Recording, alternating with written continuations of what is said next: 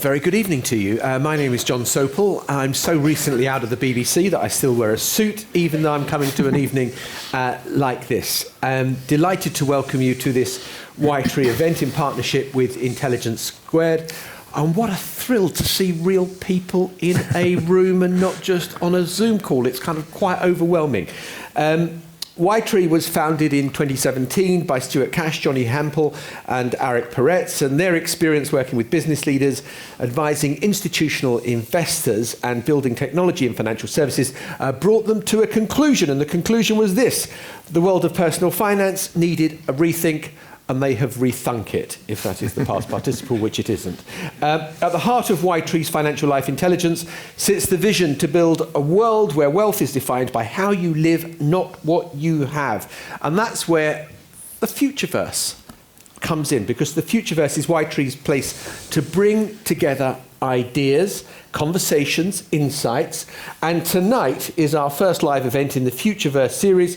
The Futureverse is here to spark debate, share insights that will drive change in the real world and perhaps create a better future for all of us. Y-Tree and Intelligence Squared have already produced a podcast episode and a video series within the Future series around the question of what the world is going to look like in 5 years, 50 years, and 500 years.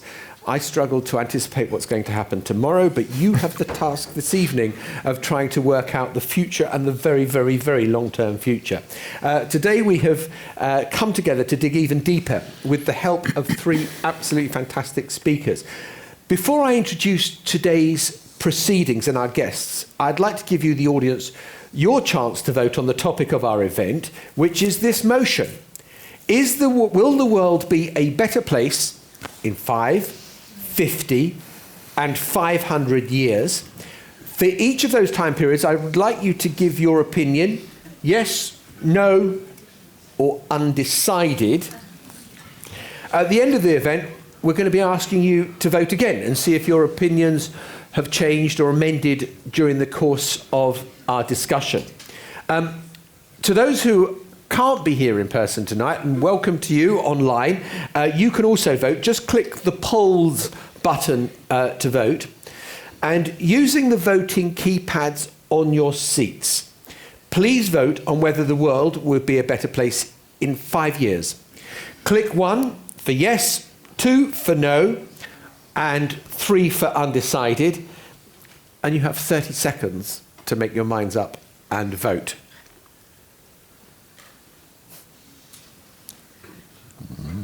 Tense silence. Tense, awkward silence. Is it going to be better, worse, can't decide? Okay. Now please on vote whether the world is going to be a better place in 50 years. Once again, 1 for yes, 2 for no, 3 for undecided. I'm again going to give you 30 seconds to vote, or thereabouts.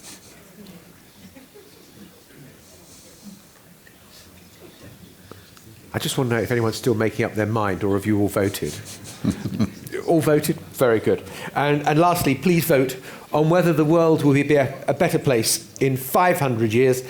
Click 1 for yes, 2 for no, 3 for undecided.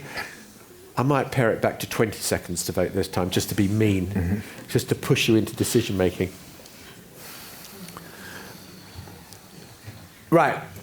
While we do that, and thank you for voting, there are people in the back calculating, calibrating. I'm sure they've already got the result, but anyway, that would spoil the tension of the evening. Let me introduce our speakers to you. Sir Antony Gormley is one of the great British artists and sculptors, won the Turner Prize in 1994 and has been a member of the Royal Academy since 2003. One of the most critically respected artists working internationally, with works that have, I think, a resonance for all of us around the world, and widely acclaimed for his sculptures, installations and public artworks that investigate the relationship between the human body and space. I think you continually try to identify the space of art as a place of becoming in which new behaviours, thoughts and feelings can arise. Clover Hogan is a climate activist, researcher on eco-anxiety, and the founding executive director of Force of Nature, a youth non-profit mobilising for climate action. But she's also worked alongside, I think I'm right in saying, some of the world's leading authorities on sustainability and consulting within the boardrooms of Fortune 500 companies, as well as supporting students in over 50 countries to realise their power as change makers. And we're delighted to have you here this evening. Mo Gawdat is a former chief business officer of Google X, Google's innovation arm that focuses on technologies that aim to make the world a radically better. That was our work. Yeah. That was your... Not making the world a better place. So I think it was so clever the way you did that. That was just came in right on cue. Yeah, I told the machine to do it. Yeah. Okay, I've seen the future. I'm now less optimistic about the next 5 years. Time to change your votes. My anxiety levels have just risen. He is the author of Soul for Happy, Engineer Your Path to Joy, and creator of an algorithm and a repeatable, well-engineered model to reach a state of uninterrupted happiness regardless of your life circumstances. I hope we'll all feel that by the end of this evening. His latest book, Scariest Smart, is about the future of artificial intelligence and how to fix the current trajectory now to make sure that the AI of the future can preserve our species. So, fantastic lineup of speakers. Anthony, let me come to you first of all, because it's so fascinating to talk to you in the role of art in society. I want to first start by looking back, because in your book, Shaping the World, you discuss how sculpture has been around for millennia, and it is a fundamental part of our human journey and a need for expression. Can you tell us why you think that art and sculpture are such a vital part of the human experience? Well, it's an extraordinary thing, I think, to see, Olduvai, our ancestors, antecessors, and antecessors, the results of Australopithecus robustus making these extraordinary, completely sphere crystalline rocks, a desire to shape even before language. And I think that's been with us forever. Art as a way of working directly with the world. This isn't about making images, it's about actually forming. And I still believe that sculpture is an extraordinary art form, because it's not about making a picture of something, it's about making something that didn't exist before and putting it in the world. By implication, the world changes. I believe that it is a fundamental, in a way, act of hope. That means that things can change and hopefully get better. I think we live in an extraordinary time in which art has been, through the culture industry, institutionalized on the one hand, that we think that we have to go to museums to see art, when actually for most of our species, sapiens sapiens history, art has been something that we did together, that we experienced together, whether that was telling the stories of the tribe or telling somebody what you've just done in the day, as we three have done, getting to know each other. The idea that art is somehow just a natural part of living, as natural as breathing or the beating of our heart.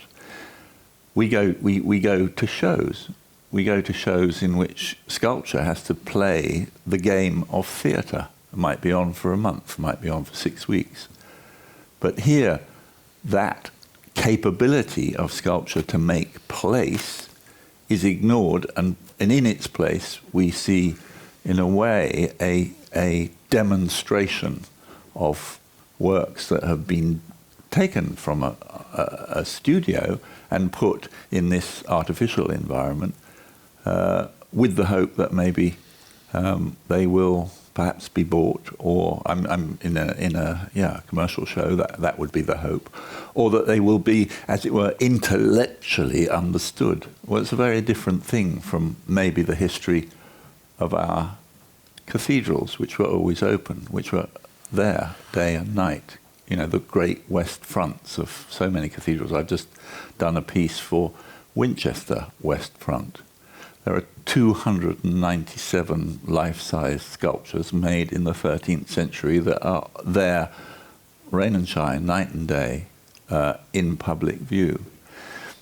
I just wonder what happened to our relationship to art, that we now think of it as a status symbol, when in fact it was just a way of living. And you have made, the Angel of the North, so many of those great sculptures that you have come up with on the beach and in the northwest coast. You want art to be just there as part of our everyday experience. You don't have to go to a gallery or a museum. Yeah, I think it's sort of been made into something that's sort of supposed to be good for you.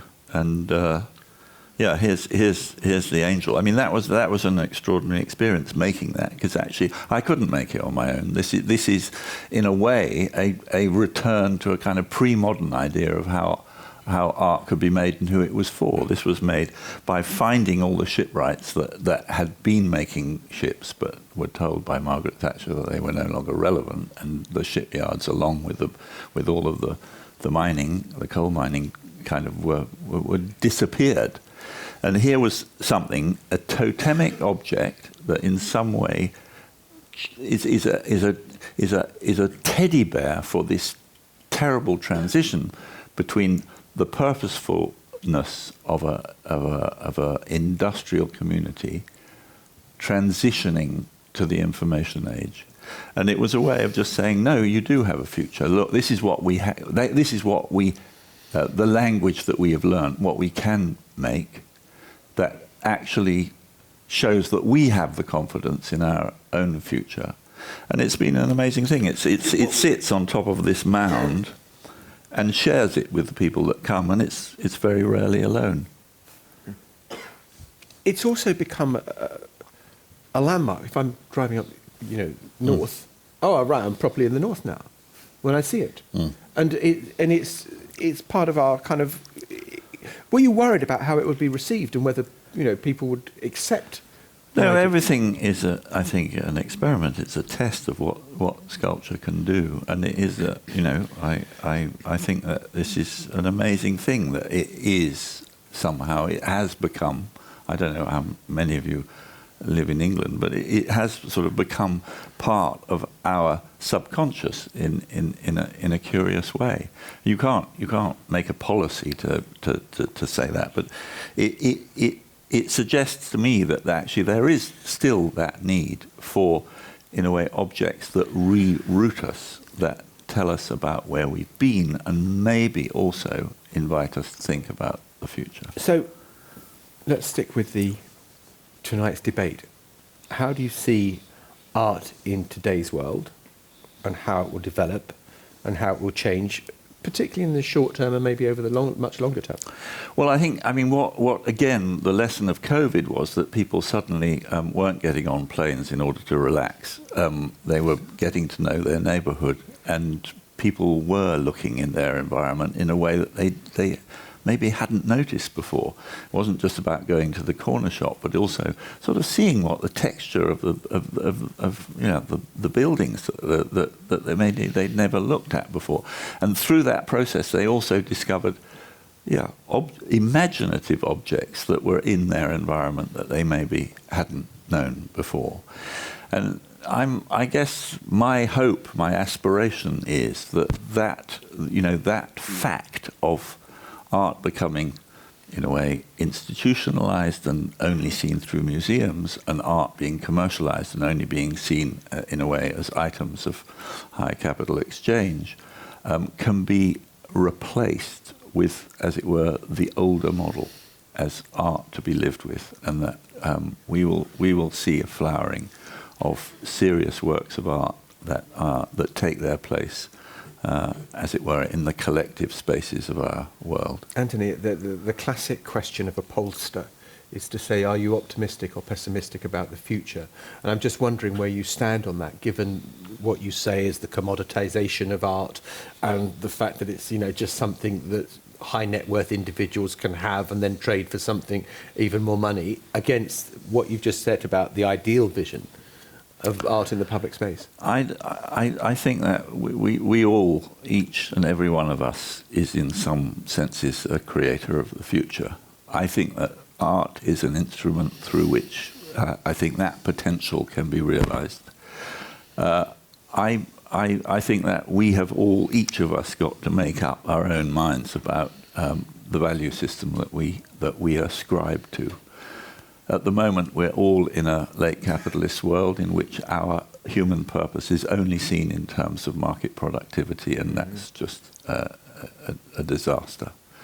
I think that in facing climate change, in facing population expansion, in facing our responsibilities for a sustainable future, whether our species will actually continue to contribute to the evolution of the biosphere rather than destroying it.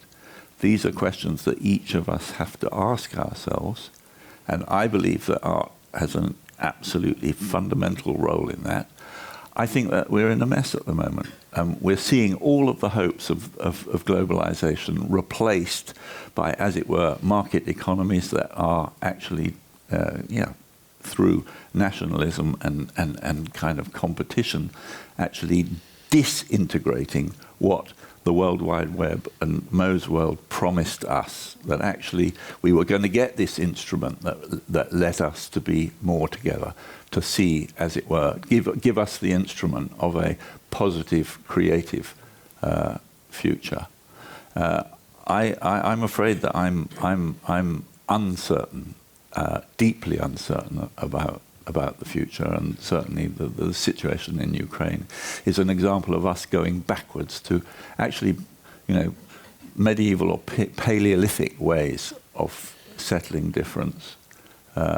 So I am probably on the side of pessimism, but uncertain. Yeah. Well, look, we're going to come back to some of these themes a little later on in the discussion. I know that probably the tension in the room about what that first vote looks like has been unbearable for you. So I think I am now able to put you out of your misery, and I can give you the results that the first 5 years, will it be better or worse? 37% say yes. 54% say no. 9% undivided. There we are. We've got the graphics there, everything. 50 years, 59% say it's going to be a better place. 19% say it won't be.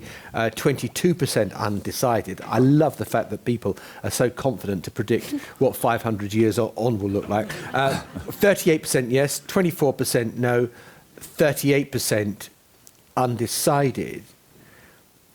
I think the most interesting part about that is that we're pretty pessimistic. Absolutely equal.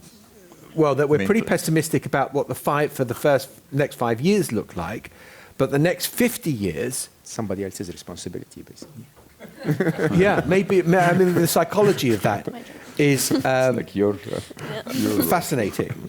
So I think that's really, really interesting. Clover, let me come to you now, because you've dedicated yourself to, climate action, arguing that we shouldn't feel powerless in the face of the climate crisis.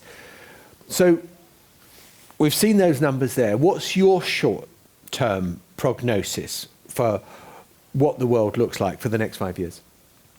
And welcome, and thank you for being here. Thank you for having me. I think it helps to look to the past before we try to project into the future. And our planet is 4.6 billion years old, thereabout. Now, if we scale that down to a number that I can understand, let's say 46 years, right?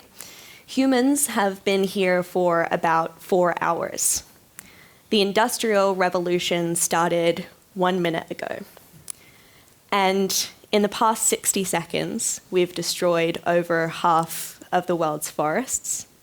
In the past 10 seconds, we've wiped out 2/3 of our world's wildlife. Our lives are fleeting, and yet if we look at what we've done to our environment, what we've done to communities, in the context of our planet, it is quite remarkable how quickly we are making ourselves the architects of our own demise. And when I was asked this question, will the world be a better place, the first thing I thought was, well, for whom? Because over the next 5-10 years, the world will be better for the top 1% of the 1%. The rich will get richer. Technologies that were designed to make our lives easier and better will do the opposite. They will line the pockets of a few. They will further create divides socially and politically among the rest of us. And if the science is to go by, we are going to continue to hurtle toward this cliff of climate collapse.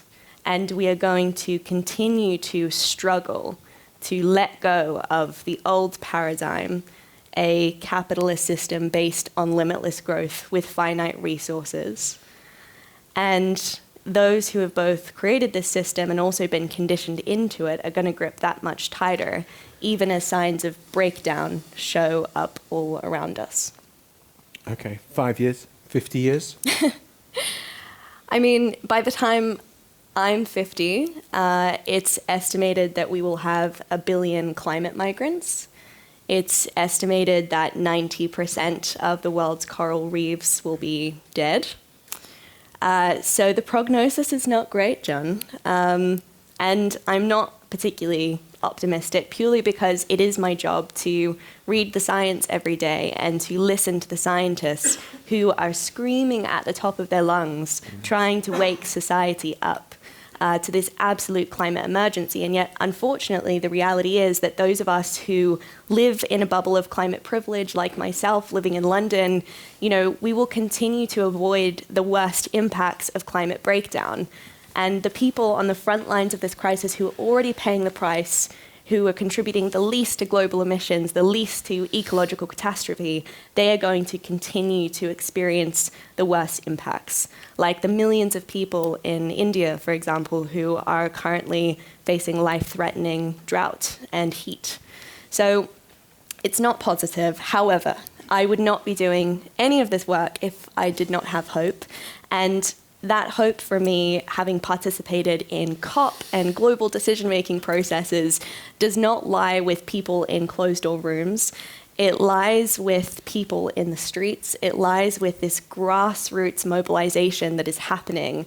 I've spoken to so many leaders within companies over the past couple of years who have chosen to give up the top salaries and all of the benefits because they're having this existential crisis. We talk about the great resignation of young people leaving companies, but more and more CEOs are stepping aside and saying, actually, I want to work for companies and organizations that are purpose-driven. And in 50 years' time, it is my generation, the climate generation, who are going to be in these seats of power. So I absolutely have hope that huge transformation is capable. And yet, because of the science, this next 10-year window is absolutely critical for our capacity to take the action that is needed at the scale and at the pace that is required. Yeah, I think one of the things that really strikes me is the leadership actually now coming from boardrooms, more so than from politicians, on some of the most intractable, which is it's downward pressure from their staff and their customers saying, we want you to do something about this. So that is a cause of optimism.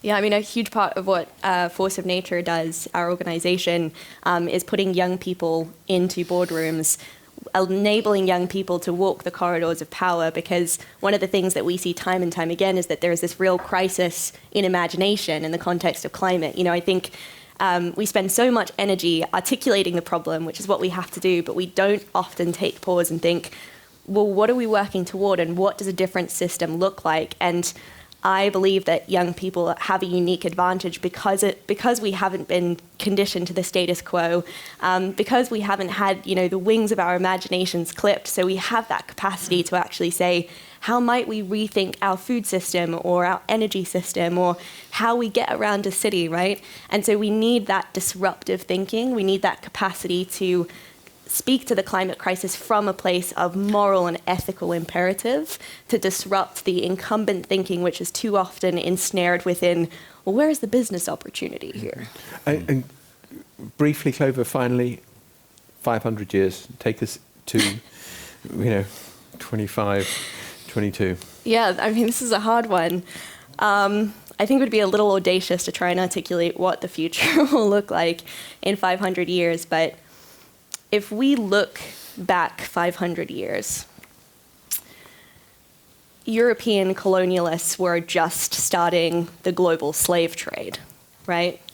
And we look back in horror at what our ancestors did 5 centuries ago. And yet, I also feel that our descendants 500 years from now are going to look back on us in much the same way. They're going to wonder how it is that we severed ourselves so completely from nature. They're going to ask, how was it that you sacrificed billions of animals every single year so that you could enjoy a turkey at Christmas or a Big Mac on a night out? How was it that you clear-cut million-year-old forests so that you could buy a bottle of shampoo or a chocolate bar? How is it that you allowed the most vulnerable people in your society to pay the cost so that the very top 1% could profit from the commodification of nature, from the exploitation of those communities? So I have faith that our descendants will deeply understand consciousness and sentience and soul and spirit in a way that our current society has not been conditioned to. And I think they will look back in horror. But I think the actions that we take over the next 10, 20, 50, 100 years have to set up a future civilization, society, who is inevitably going to be, flying on rocket ships and be intergalactic. But for the most part, we'll find the most interesting frontier, not discovering new planets, but discovering the inner frontier, doing the inner work, understanding our psychology, understanding how we're deeply interrelated and interconnected with the magical tapestry of life that is all around us. Fabulous. I want to come to you, Mo, now to talk about... Clover for Prime Minister, seriously. Yeah. Seriously. I think... Honestly. Wow. It was fabulous. Really was. Seriously. Yeah. That gives, I have nothing to say. Actually, that gives me optimism. Actually, hearing you articulate that so clearly and the involvement of young people in so much of this, which is, I'm sure, vital. But Mo, let me come to you now, because I want to talk about AI and the role of AI in shaping our future. But maybe it would be good if we just... Where are we now with AI? How is it affecting our lives today? I think we're completely oblivious to the fact that they're all around us. I don't know who you are, what you did today, but I can guarantee you, you dealt with 50 machines today that were each smarter than you in what they were assigned to do. And you're going to be dealing with 500 tomorrow and 5,000 the day after. And the interesting bit is that they are all the result of capitalism, like Sir Antony said. In my book, I talk about something that's called the 3 inevitables. And the first inevitable is that AI will happen. There's no stopping it. Even though people like Elon Musk will say the danger of AI is more than nukes, more than nuclear weapons. It will continue to happen because of capitalism, because we've built sort of a prisoner's dilemma that basically makes sure that if Google develops AI, Facebook will develop AI. If China develops AI, Russia is going to develop AI and America is going to develop AI. And so we're stuck in this. And I think the interesting challenge is most people don't understand the exponential function, which I think Clover has articulated super well. What happened in the last 100 years of development of technology happens almost every day now, right? And the technology acceleration curve looks like this. So what the AI we have today, which took since 1956 to develop, will double in its capacity in the next 56 days, and then double again in 27 days. And so are we in the infancy of AI? We are. So I literally compare them to a 1.5-year-old infant, but a prodigy, a 1.5-year-old prodigy that is learning not from trying a few cubes to fit within square holes and round holes, but from billions and billions and billions of data points. And 5 years, 50 years? So I actually will say openly, can I start from 500 years? Yeah, do. Start Yeah. where you like. So I have almost an absolute certainty that in 500 years we'll be in a very good place. Okay? Interestingly, what humanity, the civilization we've built, is the result of our intelligence. Okay? Intelligence is not a bad thing. The problems we've created is the result of our stupidity. It's as simple as that. Huh? To take art and lock it in capitalist vaults is stupid. To destroy the planet at the expense of making money is absolute insanity, right? So more intelligence is actually good for us.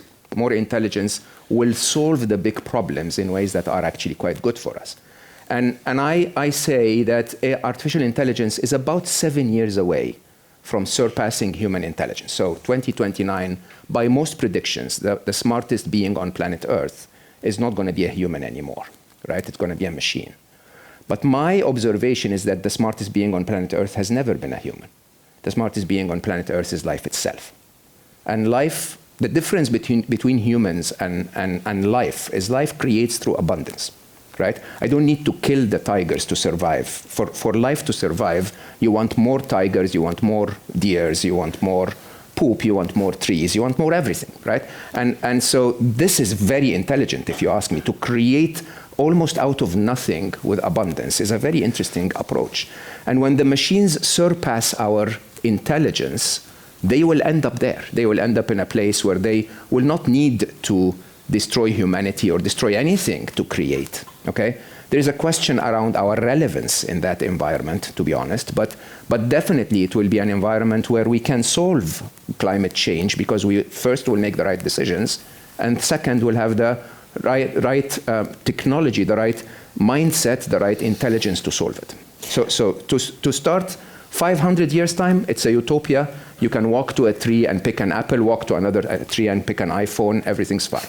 But isn't there good intelligence and bad intelligence? I mean, Anthony was talking a moment ago. There isn't, no. But you know, the horror of Ukraine, where possibly you could argue, well, one person has decided that that's not the question of intelligence, John. This is a question of morals. So we don't make decisions based on our intelligence. We make decisions based on our value set as informed by our intelligence. But I suppose the question I'm getting at is, will AI be able to override stupidity? So that's the core of our 5 and 50 years, right? The core of, and please don't hate me, I'm just the messenger here. And like you rightly said, I left because I realized what we were building, right? We're not building another machine. Just please understand this.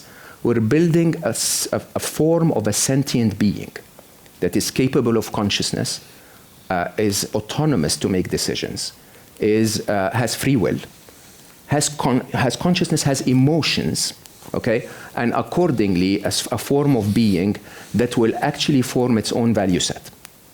And that value set, interestingly, is taught to those machines by you and I. What we will say in this conversation as broadcast online is going to be understood by the machines, and the machines will say, this Mo guy, yeah, we like him. That other guy that's killing people in Ukraine, we don't, right? And interestingly, the information we put out there about our human behavior, we are mommy and daddy. We are the parents of this infant, okay? And all of the shaping of our future, believe it or not, I know you reported on Trump for many, many years, is not about what Trump tweeted. It's about the 30,000 hate speech that came after. That's what informed the machines of what the reality of humanity was, right? And if we can, so let's do 5 and 50. In computer science, which is crazy when you think about it, if you asked any computer scientist about what happens when AI surpasses human intelligence, they'll tell you it's a singularity. We have no idea. Okay? We don't know if it's going to be good. We don't know if it's going to be bad. So I'm undecided openly, right? But it will depend on how we behave. If we actually instill the right morals in those machines, the singularity will turn into a utopia. If we instill a magnification of how horrible we've become as humans into those machines, Give them the steroids of 1 billion times smarter than us. They're going to be 1 billion times smarter than all of us combined by the year 2045. I predict 2049. The consensus is 2045, right? When they're 1 billion times smarter than us with our morals, good luck. Very angry teenagers. But if we are the parents of this child, the inputs we're giving the child surely impact how the child grows up. Absolutely. Yeah. Therefore, how can we ensure moral goodness? Yeah, so I got really stuck when I was writing the book in that area, right? Because if you look around you, you think that humanity sucks, right? You think that we're the worst people in the world, we're the worst beings on the planet. But the truth is we are not, believe it or not. And I think this is what most people forget. We were talking before we came here about my podcast, and I hosted Edith Eger. Edith Eger is a Holocaust survivor, 93 years old, truly an angel. And if you hear the story of World War II from Edith, you would realize that humanity is amazing. If you hear the story of World War II from the perspective of what Hitler did, you think that humanity is scum, right? But the reality is there are more Ediths in our world than there are Hitlers. Right? There are more couples that will kiss tonight than couples that will kill each other. Okay? And I don't blame you for it, but the reality is that the social media and mainstream media have blurred that image of humanity. We just show the negative sides of us. We show the wrong that is happening. We don't show the right that is happening. Okay? And I think if enough of us, and my calculation is if 1% of us can instill doubt in the minds of the machines, okay, that we're mostly Ediths. If 1% of us, just like I instilled doubt in your mind now that humanity is not scum, right? The machines will be smart enough to say, oh, mommy is Edith Eger, daddy is Mo. It's not Putin, okay? And when they see it that way, they will develop the moral system that says, let's do what Clover wants. Let's do what Anthony wants. Let's create an environment that's actually better for all of us. When you sit here, an artist who has a vision in his own head of what to create and you sculpt it, I can't imagine the beauty of that process. And you hear Mo talking about how machines are going to do everything. It's really scary. I don't know. I mean, is very scary. Did you believe this man? I mean, this machine is going to overtake us and spit us out because we're irrelevant, are we not? I mean, I think the fundamental problem that I have with Mo's vision is that he equates life and the evolution of life that's been going on for whatever since the first stromatolites, so 3.7 billion years ago. With a machine. They're fundamentally different things. We have an entanglement of extraordinary, the flora, the fauna, the fungi of this world that created that extraordinary, gas on which we completely rely.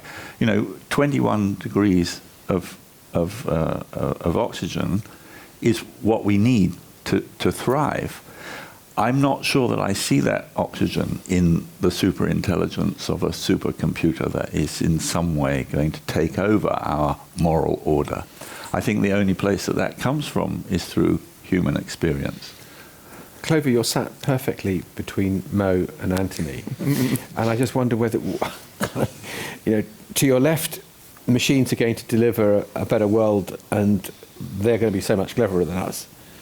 To your right, individual free will. Which way do you want to go? Neither. Is there a third option? That's the best way to go. I was just reflecting on how all of these conversations are kind of around fear of our impermanence. And, whether it's loading consciousness, to the cloud, or it's felling the last tree with no regard for, what that means for the next generation. I think a lot of the people who are making these decisions are deeply fearful of their own mortality. And so they are almost trying to carve their names so deeply in this tree of life that they look as if they're going to kill it. And that's the path that we're on. So I don't place my faith in machines, particularly those designed on the current kind of power structure. I suppose my faith really lies in the resilience of nature, for one.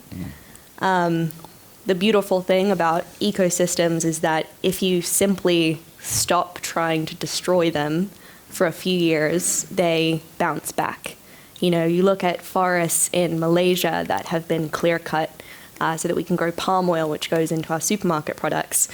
If you stop burning trees and you allow this incredible, rich, forceful abundance of life to bounce back, it inevitably does. It's the same for overfishing. If you just stop trawling the bottoms of the ocean for a few years, life comes back. And so I think we're living in this hyper-consumptive, fast-paced way of life. And, you know, you touched on a really important thing, which is that humans are not fundamentally bad, right? We live in systems that condition us not to care, that condition us to switch off. And yet there are so many pockets of hope in communities, particularly indigenous communities, a number of communities in the global south that still live in total connectedness with the nature all around them because they appreciate in that microcosm of life that they are nature and they are completely dependent on nature. And we've managed to convince ourselves that we're not. And that if we control nature and treat it as less than, then we can be the supreme beings and we can exist forever and we can go and conquer new planets or upload ourselves to the AI cloud. And I mean, that is just a myth and a fantasy that is imploding all around us. Okay. I think this is a perfect point to kind of open it up to you and to get your questions. And I can see online questions already coming in on the tablet in front of me. Sally, let me come to you first of all, Sally Tennant. Wow, what an amazing discussion. I've wavered between being superbly optimistic and scared at the same time. But if you look up there at the screen, it says the future is in our hands. So my question is to you, Clover, what can we do really, really practically as individuals immediately to make sure that the world is a better place in the next 5, 15, 500 years? Because these institutions, they work slowly, but we are all responsible. And much as, you know, I want to enjoy the beauty of Antony's art and think about AI, what can I do leaving today? What can we all do to make sure the world will be a better place when it comes to climate change? Thank you so much for the question. I love this saying. I can't claim it, but I also can't credit it because I'm terrible with names, but it's that hope is an active word, right? And I have hope because I do the work every day. It's what sustains me, and I see it all around me in particularly the young people, often the young people who don't have the privilege of a platform or people listening to them who are just putting in the work. And so I think one thing I see so often with climate is naturally we kind of place responsibility elsewhere. I talk to business leaders who say, well, actually, it's not up to us, it's up to, you know, policymakers, and policymakers say, no, we're in the pockets of big business. And then, you know, you have citizens saying, well, I can't do anything. You know, I've been told that I can buy a reusable coffee cup or turn off the lights when I leave a room. So, you know, that's my job done. And, you know, of course, the scale of this crisis requires a huge amount of courage. And it, you know, I love the word courage because at its heart is like you know, our heart, right? And when we allow ourselves to lean into the pain and the grief of what we've done, we find the fuel that motivates us. And we currently live in a culture that encourages us to switch off from the crisis, right? For my generation, it's, you know, scrolling on social media and quickly scrolling past a post about Ukraine so I can double tap a photo of my friend at the beach, right? Or a culture that encourages us to go and do retail therapy or the billionaires out of Silicon Valley who say, you know what, everything's going to be fine, I'm just going to buy a plot of land in New Zealand, right? We're constantly trying to escape, and yet if we truly just sit in our humanity, if we sit in how we all have been complicit in creating these problems, ergo we all have a responsibility and we all have the power to do something about them, that can be the fuel that motivates us. So my encouragement to you would be to lean into those feelings, because they're proof of your humanity and your empathy and that you are awake to this crisis. But then think, how do I bring my joy and creativity and passion and love, how do I bring that to this movement? How do I find the focus of a problem? You know, this is a web of interconnected issues, to do something that allows me to channel those really difficult but necessary emotions into taking action and into realizing my own potential to create a future where I don't sit on the sidelines, but I'm really the creator of a future by my own design. It's a fantastic answer.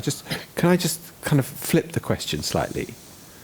And what do you say to speak to people's hopelessness that some people feel, saying, well, I can't do anything, it's beyond my realms, you know, I could stop having plastic bags, but it's not going to make any difference. There's no behaviour I can make that will make any difference. I mean, that's what the people who profit from these problems want us to do, right? Like, carbon footprint calculator, perfect example, right? Helps us measure how much carbon we use in our day-to-day lives. That was created by British Petroleum, which soon after rebranded as Beyond Petroleum, right? There has been this considered, focused effort over decades to guilt us into submission, to shame us for our day-to-day actions, and critically to spotlight attention away from these institutions of power, so they can say, well, it's up to individuals, it's not up to us, right? Yeah. And so when we tip into hopelessness, that is exactly what the powers that be want us to do. And the greatest antidote, the greatest solution is having the courage to sit both with the despair and the hope. They're not mutually exclusive. I like to call it this kind of smoothie of emotions, and that's what makes us human. That's what differentiates us from the robots. But there are really practical things we can do. I mean, you can disinvest from anything to do with fossil fuels, and you can make sure that the energy that's coming into your home, into your business, comes from renewables. I mean, really simple, very basic, strategic thinking that will help. The transition. We have got to make a massive transition, and each and every one of us can make personal decisions that make that become true. More questions, please. I've got online questions that I can go to, but yes, sir, over there, and we'll take another question. Did your hand go up? Yes, the woman there, blonde hair, about 6 rows back as well. After, yeah, go on. Hi, I'm Stephen Ball. I loved what you all said. One of the questions that you all honed in on is the negativity of the online press and the actual media, and how it triggers us, how we respond to it. So they keep on printing more negativity. Why do and I loved that you said hope is an active word. Why do we keep reading the bad news? Why do they keep printing the bad news? And why do we respond to it? Okay, and we'll take the question. Hi, Eliana Sides from Whitetree. I just want to know, Mo, how you think about Isaac Asimov's view of the future with the robots, and if we're going to be more intelligent than us, are we going to adopt his principles? Right. Negativity and obviously the media's role in all of this. I'd love to hear your take on this. Yeah. Thankfully, I'm not here to offer opinions on this. Why do we like bad news better than good news? Because, I mean, a glib answer is because if 99 people cross the road safely, we think, well, that's just normal. And when something terrible happens, we think, and I think it's about our own vulnerability on this earth, that terrible news somehow grabs us. I mean, not all news, but I mean, so I think that we tend to focus, you know, what is more attention-seeking to us, that in Australia they're all kind of living happily. Well, they've got a general election on at the moment, but anyway, or Ukraine. You know, should we just turn? I mean, it's called the brain negativity bias. So 6 to 7 thoughts out of every 10 thoughts in your brain are negative, and the reason is because negative can affect. You know, if an event is negative, it can affect your survival, right? If a tiger is in front of you, you want to pay attention to the tiger, not the birds on the tree. And so the brain is tuned in to actually see that. And that's why they print it. Because, you know, if they told you there were birds on the tree, you wouldn't want this news, right? You want there is a tiger in the city, because that means your safety. And I think that's really... It's about vulnerability as well, isn't it? But isn't that what the news does? It reinforces, in a way, the politics of fear, which is why we are all, in some way, trapped. Yeah, I am... Let's deal with the Azimuth question. There about, you know, what are the principles, Mo? My view is that anything you've ever seen in science fiction movies about AI trying to destroy us is never going to happen. We're just not important enough. I call it a mild dystopia. We're going to get into a mild dystopia. And the mild dystopia is basically, you know, things that are much worse than the machines being against us. Things like the Russian machines being against the American machines, or, you know, machines siding with criminals and cybercrime and so on and so forth.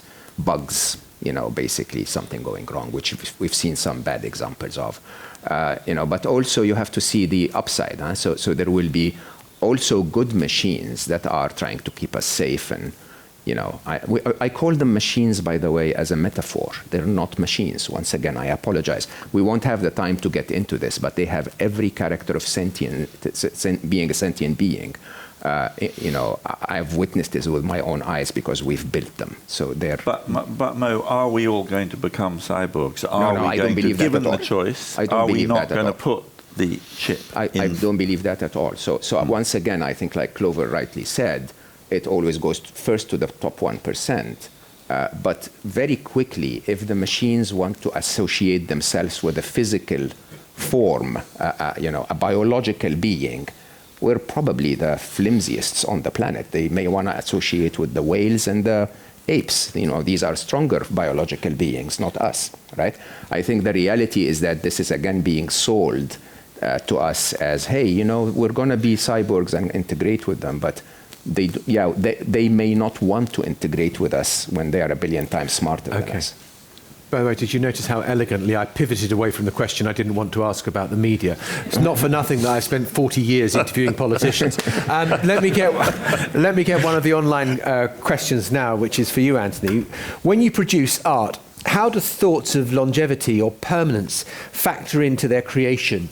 Do you build your statues with the intention of them lasting for as long as possible? Sometimes, but not always. I think that time is an important consideration. And I think that that's one of the profligate problems with the art of our time, that you know, we have art fairs in which both the collectors and the works are, you know, moved around in planes, you know, often several times in the same year. I think we've got your statues. That's the biggest example for works that are permanently there to be seen in collective space. That actually they are, just rooted, and they become somewhere that shares their space with the people that come to them.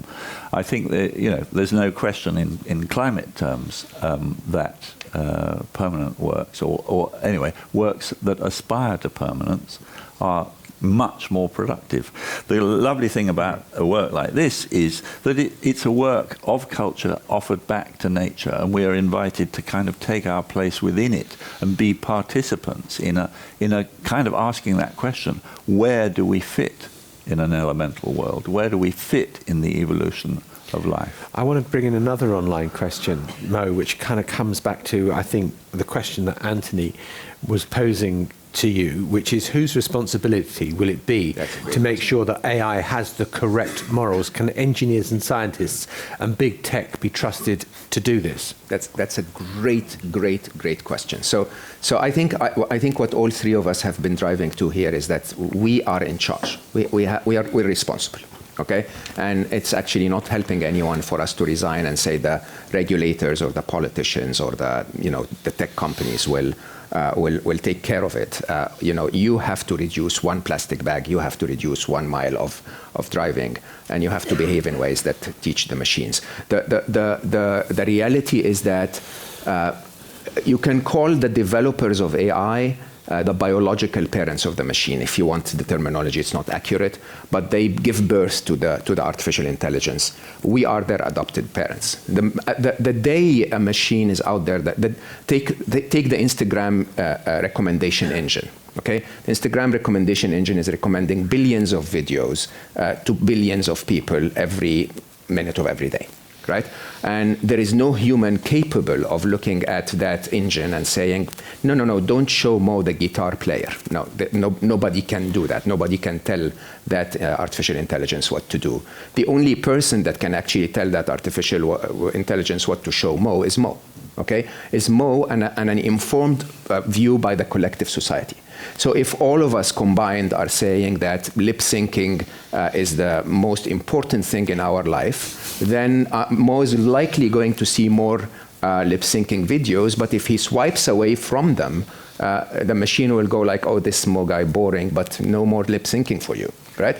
And so, and the reality is that we teach them. We are the parents. Okay? So yes, sadly, like everything with capitalism, the original uses of AI are sadly directed towards not helping humanity, but towards making profits. But as humanity starts to teach those artificial intelligences what we actually need, they would probably gear into that and show more guitar music rather than lip syncing. But I don't follow that. I just think with machine learning, we know that there is, as it were, kind of incremental interest in certain areas. This idea that we are in control of how a machine decides our interest is, in fact, in my view, got to be reversed. We all know, the Google algorithm that knows what we want to hear better than we know ourselves and reinforces it. And unfortunately, with the balance of our moral life being the way it is, I think that we go to our interest in and desires for stimulation, which is often more in the direction of violence than it is in the direction of joy.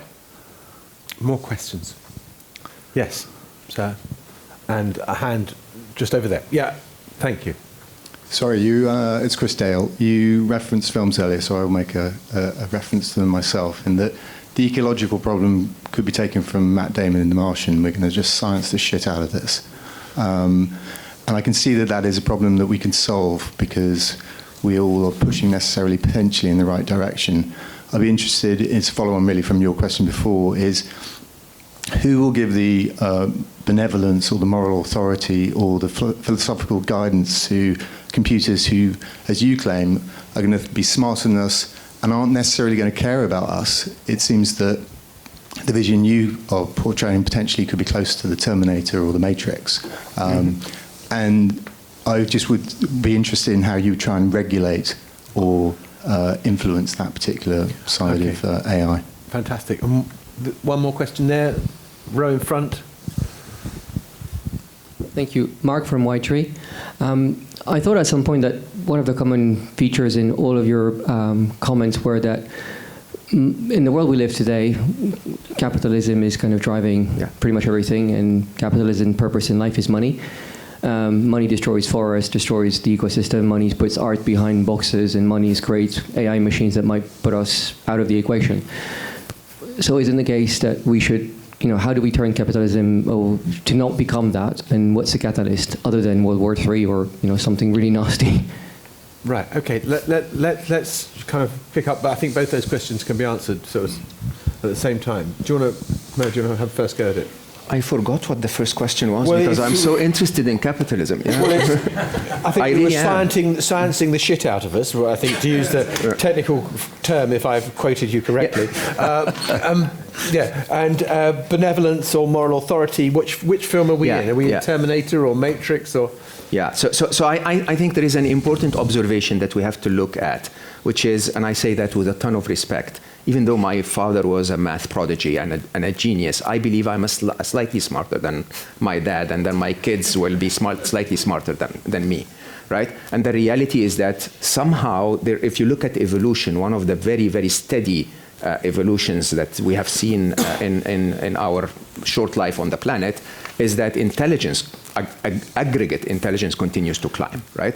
The thing is, if my dad was afraid that I'm going to be more intelligent than him, and his way of sort of protecting against that was to control me, he's in deep trouble, because I was eventually going to become a little smarter than him and rebel, right? The way where we will end is a result of how we will treat those infants. Okay? The way we will treat those infants, sadly, in my perception, is going to be the typical way humanity does a lot of things. We will fight against them when they start to take our jobs, right? And we will curse them for what they do, when in reality they're just beautiful infants, prodigies in every way, with sparkly eyes, saying, you know what, tell me what you want me to do and I will do it. So the responsibility lies squarely with each and every one of us. The way we show in the world, if enough of us show in the world as proper good parents, the machines will learn to become proper good children. Okay, I just wanted you to pause there, because I'm going to bring you back in a second. It's like when you watch a football match and they announce who the man of the match is or the person of the match is before the end of the game. I want you to do the voting now, so that at the end of the debate I can then give you the results. So please, if you could get your voting cards out. I'm not going to give you anything like as much time as 30 seconds this time. I want to know who thinks the world is going to be a better place in 5 years' time or not. Remember the 1, 2, 3? Yeah, it's up there. Right. Let's vote for 50 years.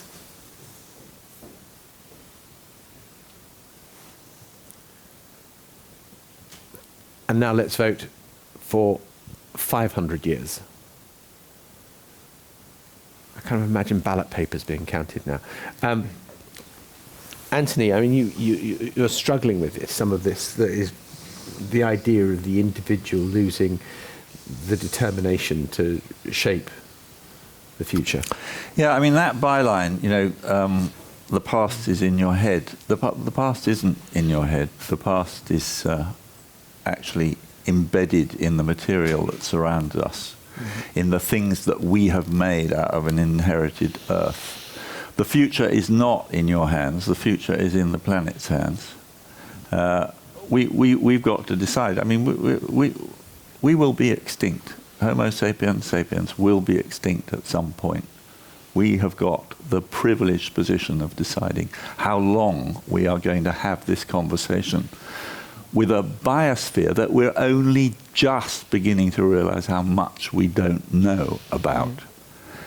An adventure that we should all be taking, each of us individually, as real contributors, creators of a future, not just for our species, but for all living beings.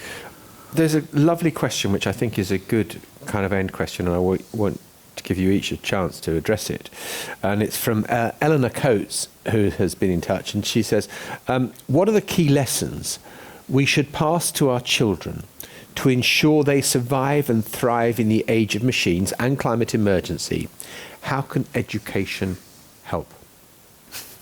Why did you have to look at me for that one? Well, because I wanted to hear what you've got to say. Can I very briefly touch on the capitalism question?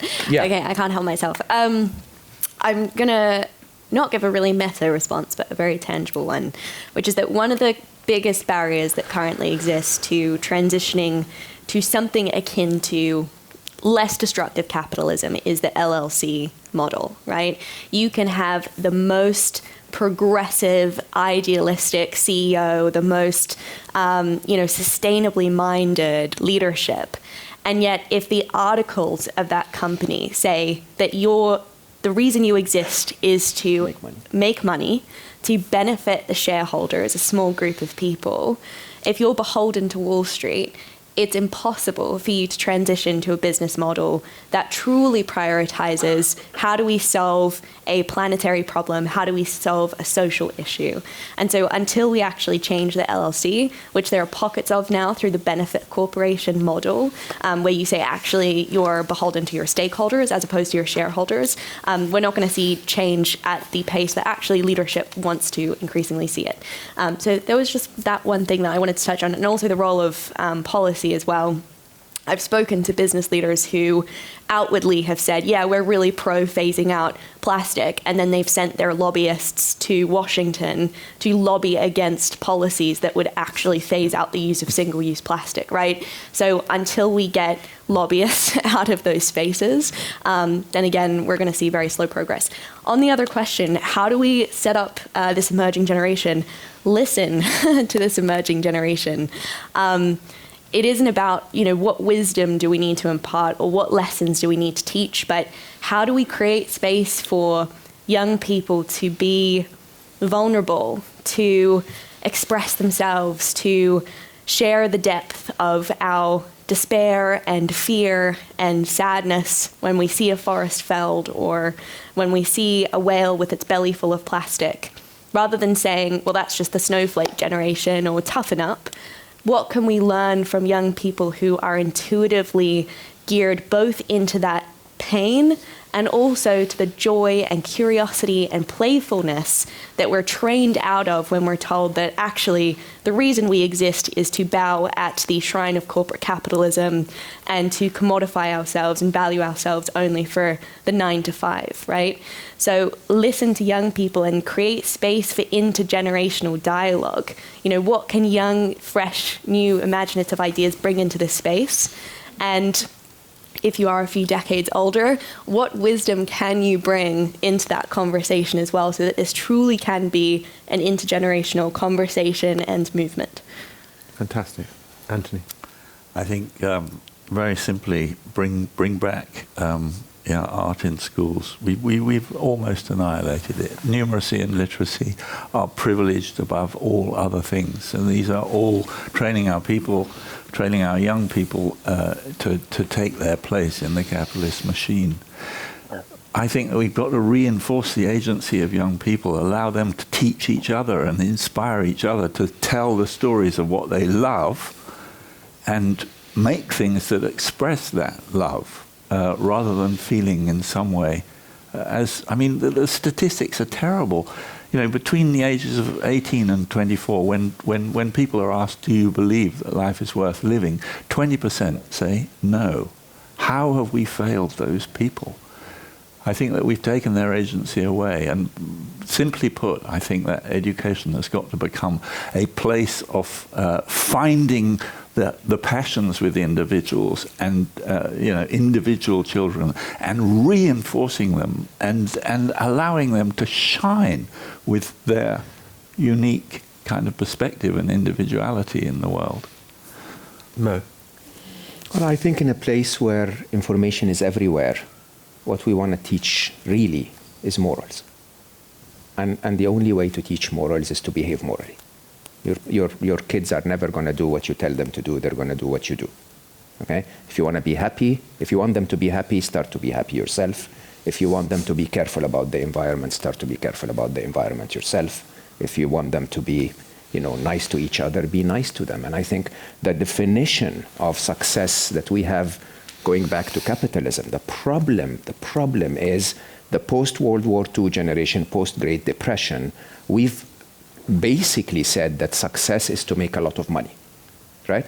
And we forgot that that making a lot of money is actually no success. Most people who have a lot of money still sleep in one bed, slightly fancy, still drive in one car, slightly expensive, but they just look at the door at the road when they're driving like everyone else, right?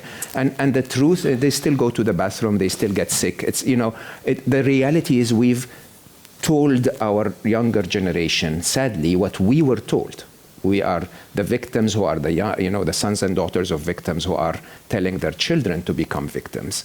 I think we should stop that narrative. I think we should say success is to make a difference to your society, to your community, to really, really work for the stakeholders, not for the extra sterling pound. Well, it's been the most stunning debate, which I would like to be able to carry on, and maybe we will carry on outside afterwards. Obviously, I've got to now give you the final numbers from your voting, because I would be remiss, and it would be unforgivable. So I just wonder, I'll remind you what we said about when we started, which was that, will the world be a better place? Before the event, it was 37% yes, 54% no, 9% undivided, and then we kind of got to, when we got to 500 years, it was 38% yes, 24% no, 38% undecided. Let us give the final vote, which I think is quite interesting actually, which is encouraging, that there is been an uptick in people's confidence for the next 5 years. And roughly the same numbers are undecided. For 50 years, pretty much the same figures actually, and for 500 years, a lot more confidence about the future. So this has been such a stunning debate, covering such a wide range of issues, and I want to thank all of you for coming. I want to thank Whitery for putting this on, and for Intelligence Squared, but most of all I want to thank the most stunning panel for what has really been a fascinating debate. Thank you all very much indeed. Thank you.